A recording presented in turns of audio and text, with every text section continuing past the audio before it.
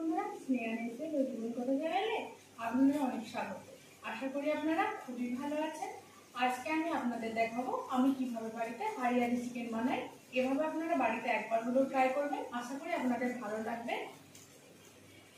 এই জন্য আমি 500 গ্রাম চিকেন নিয়েছি। চিকেনটিকে ধুয়ে পরিষ্কার করে রেখেছি। এরপর এটিকে আমি কিছু ইনগ্রিডিয়েন্টস দিয়ে ম্যারিনেশন করে রেখে দেবো 30 মিনিটের জন্য।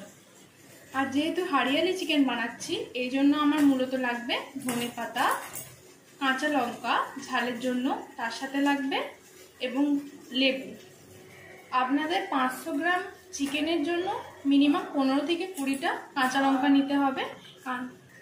আর কাঁচা লঙ্কার বিচিগুলিকে ছাড়িয়ে দিতে হবে বেশিরভাগটাই, কারণ কি নাহলে চিকেনটা অনেক বেশি ঝাল হয়ে যেতে পারে যদি কাঁচা লঙ্কার মধ্যে অনেক বেশি ঝাল থাকে।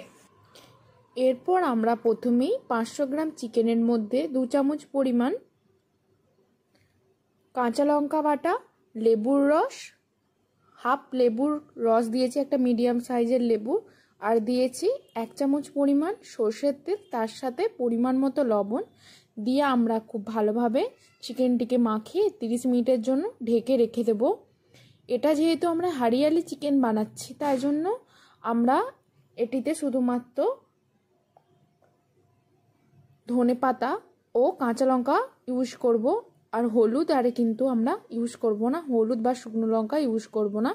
এরপর আমরা কড়াইতে তেল দিয়ে তেলটিকে খুব ভালোভাবে গরম করে নিয়েছি। তারপর আমরা এর মধ্যে দিয়েছি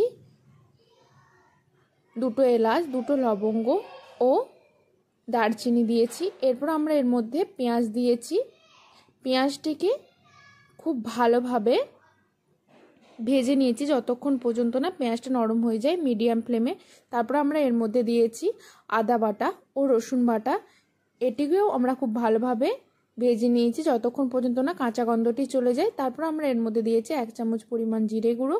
তারপরে এটিকে আমরা কষতে দিয়ে, দেখুন মাংসটিকে আমরা 30 মিনিট আগে ঢেকে রেখেছিলাম ম্যারিনেট করে। এরপর মাংসটিকে দিয়ে দিলাম।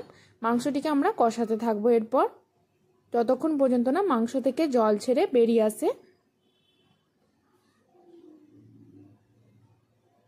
তারপর আমরা এর মধ্যে আবার 1 থেকে 2 চামচ পরিমাণ কাঁচা লঙ্কা বাটা ইউজ করব, যাতে কিছুটা ঝাল হয় মাংসের মধ্যে।